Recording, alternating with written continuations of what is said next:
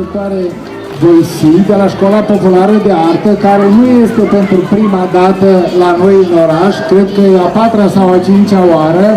Dumnezeu a venit cu diverse activități artistice, așa cum au fost.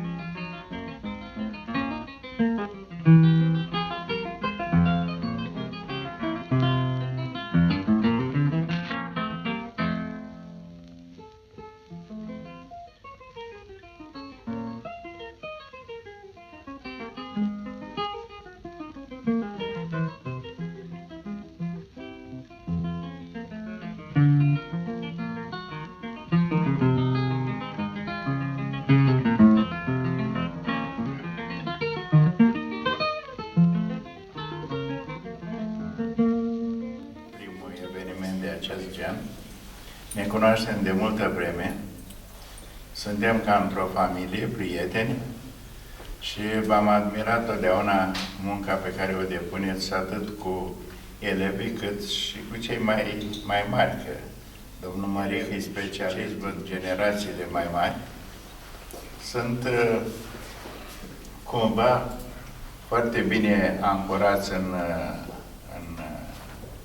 farmecul acesta al artelor vizuale și ce-mi place că fiecare...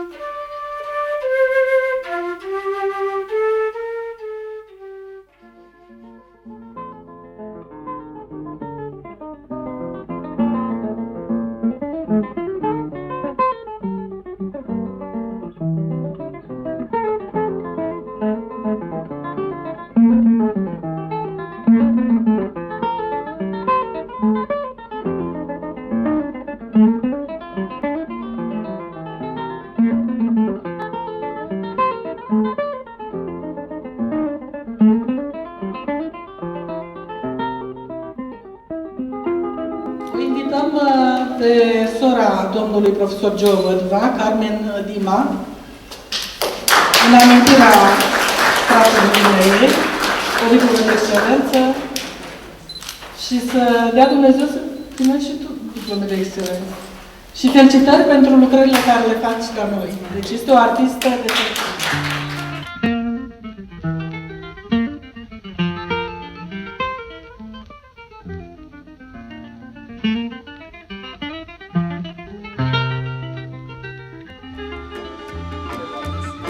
Bine ați venit la Școala Populară de Arte și Meserii Bacău Ion Ghelu de Stelnica.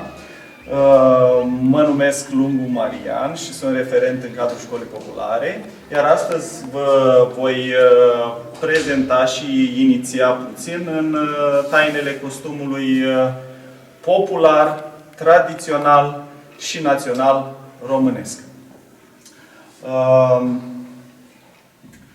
În fața voastră v-am pregătit două manechine cu două costume populare.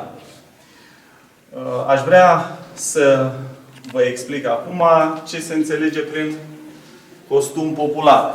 Noi, cu siguranță, atunci când ne gândim la costum popular, ne gândim la costumul bunicilor. Astăzi poate este impropriu să-i mai spunem costum popular, pentru că el nu mai este chiar atât de popular. Termenul s-a folosit de mult atunci când toată lumea practic se îmbrăca cu...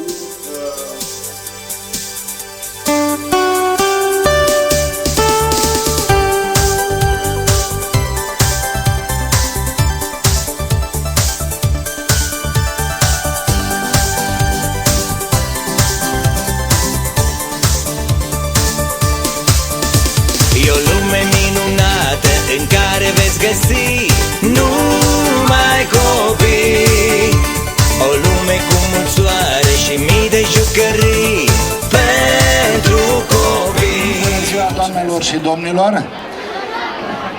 Iată, într-o zi extraordinar de frumoasă din punct de vedere al soarelui, de aceea nici noi nu ne dorim să zăbovim prea mult în soare. Ne-am adunat astăzi cu ocazia Zilei Internaționale a Copilului și dumneavoastră, dragi copii, și dumneavoastră, stimate cadre didactice care vă ocupați de educația acestor copii, încercați astăzi să marcați prin spectacolul care va urma în incinta Casei de Cultură Elisabeta Bostani.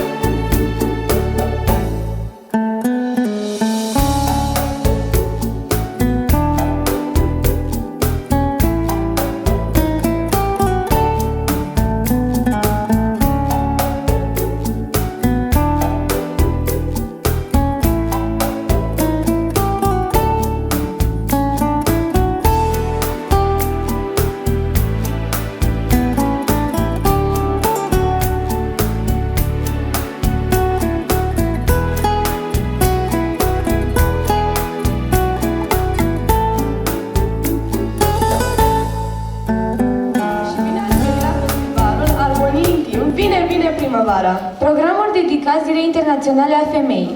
Organizatori: Consiliul Județean Bacău, Școala Populară de Arte și Meserii Bacău, Casa de Cultură Elisabeta Bostan Bucuș, Centrul Județean pentru Conservarea și Promovarea Culturii Tradiționale Bacău.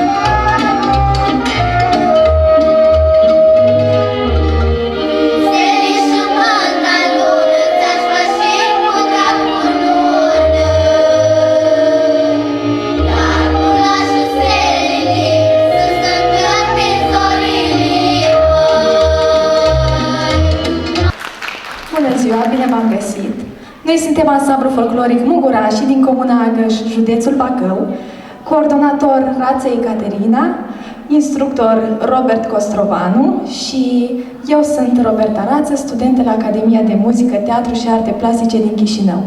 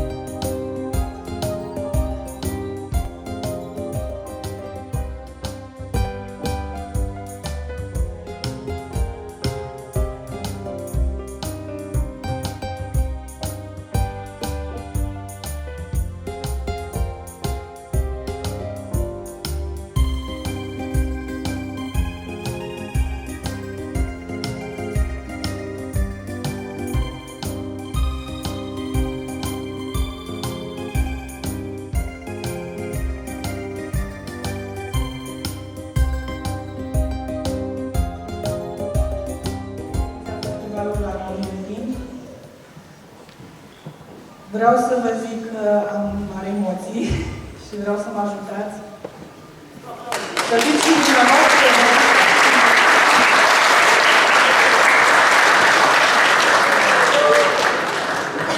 Țin să mulțumesc foarte mult domnului președinte Sorin Brașoveanu, care a făcut onoarea de a fi între noi.